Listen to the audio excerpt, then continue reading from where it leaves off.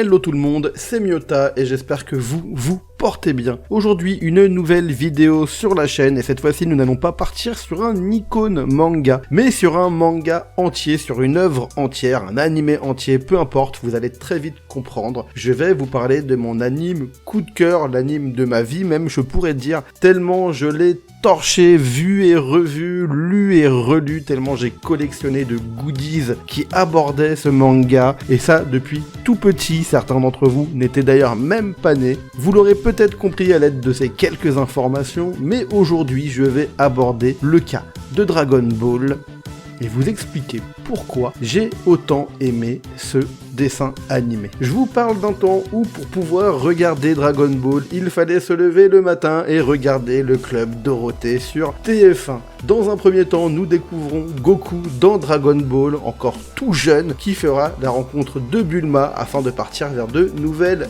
aventures. Et pour aller chercher les Dragon Ball en chemin, il rencontrera maintes et maintes personnages tels que Yamcha, Plume, Tortue Géniale, Krillin et j'en passe, même Chichi. Enfin bref, je vais pas vous spoiler, je pense que c'est tellement vieux que tout le monde est au courant, je vais pas m'amuser à vous faire un détail précis des personnages rencontrés dans Dragon Ball, mais j'avais pris une tarte phénoménale, surtout durant les premiers tournois, où Sangoku progressait à une vitesse mais de ouf, de dingue, il devenait vite trop fort, mais ça restait quand même bien calibré. À l'époque, même Krillin pouvait encore lui tenir un petit peu tête, etc. Jusqu'à la fin de Dragon Ball, où là, forcément, quand il était contre Piccolo, c'était quand même un petit peu autre chose, même voir contre Tao Pai Pai, etc.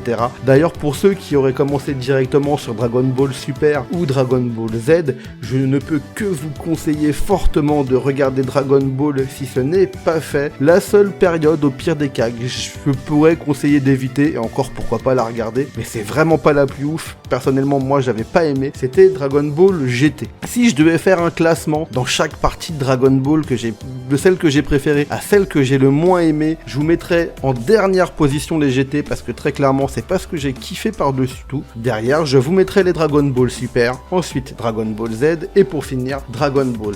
Forcément, il y a beaucoup de nostalgie qui parle quand je parle de Dragon Ball et je peux comprendre que beaucoup préfèrent Dragon Ball Z, surtout quand je vois des combats comme celui contre Freezer qui moi m'a marqué à vie, je pense que c'est mon combat préféré de tout l'animé. Goku Freezer, la première transformation en Super Saiyan, c'est la période que j'avais vraiment surkiffé gamin. J'avais bien aimé celle aussi parce qu'on voyait un Gohan un petit peu plus puissant, mais j'avais pas apprécié plus que ça la période contre Boo. Après, les goûts et les couleurs, ça regarde tout le monde. Moi, personnellement, ce n'était pas ma période préférée. En tout cas, Goku avait tout pour qu'on s'y attache. On le rencontre la première fois, il est petit, c'est un enfant. On va le voir grandir, même durant Dragon Ball, à la fin, où il est déjà presque un adulte. Et ensuite, on arrive sur Dragon Ball Z, où il est papa du petit Gohan, et où on va le voir grandir encore et encore, jusqu'à ce qu'il soit même grand-père avec Pan à la fin de Dragon Ball Z, puis sur Dragon Ball Super. Forcément, ce personnage avait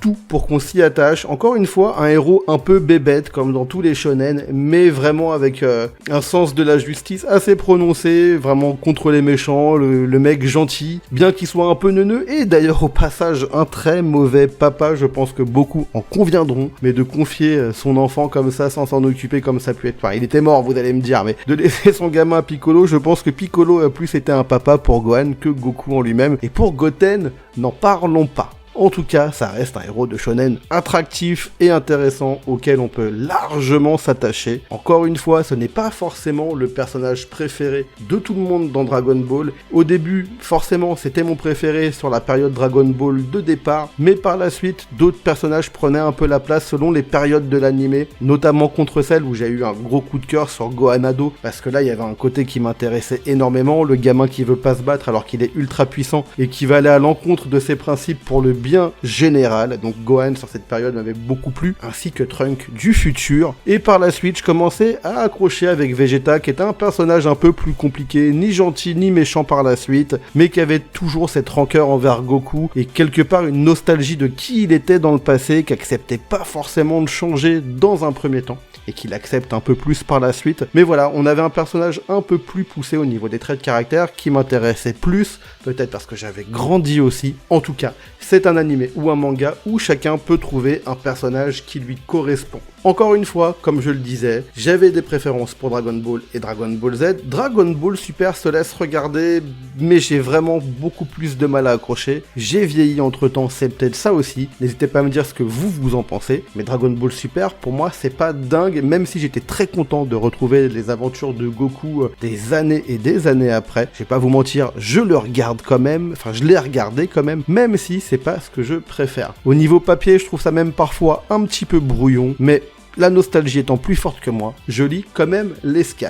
Voilà qui clôture cette vidéo sur Goku, du moins sur Dragon Ball. J'ai pu faire le tour un petit peu de ce que j'aime, de ce que j'aime pas. Les combats sont quand même assez intéressants, hein, très clairement. Et l'air de rien, c'est Dragon Ball qui a fait qu'on ait des mangas comme ceux qu'on connaît aujourd'hui, hein, c'est un peu le pionnier, c'est celui qui a donné de la matière à travailler à beaucoup de mangaka par la suite, c'est un peu le papa des animés, même s'il y a eu d'autres animés avant lui qui ont permis de faire de très belles choses même, je dirais, mais Dragon Ball reste un des pionniers. Il était donc compliqué de me lancer sur des vidéos manga sans aborder le cas de Dragon Ball, de Sangoku et de toute sa bande. Et vous, n'hésitez pas à me dire quel est votre personnage préféré, votre période de Dragon Ball préférée, celle que vous avez le moins aimée. Je reste disponible en commentaire pour vous lire et pour vous répondre. Si vous le souhaitez, je suis disponible sur Twitch pour les lives. Je ne fais pas de live sur YouTube, mais sur Twitch. Vous avez le lien en description. Je commence à réfléchir à organiser une soirée marathon animé pour ceux qui seraient intéressés. D'ailleurs, si vous l'êtes et que vous avez des animés à proposer, n'hésitez surtout pas, encore une fois, à le mettre en commentaire, ou alors vous pouvez nous rejoindre directement sur le Discord qui est aussi disponible en description. Si vous avez une idée de manga à aborder lors d'une de mes prochaines vidéos, n'hésitez pas aussi à me le mettre en commentaire comme d'habitude afin de pouvoir m'y préparer. Le but étant de faire plaisir à un maximum de gens.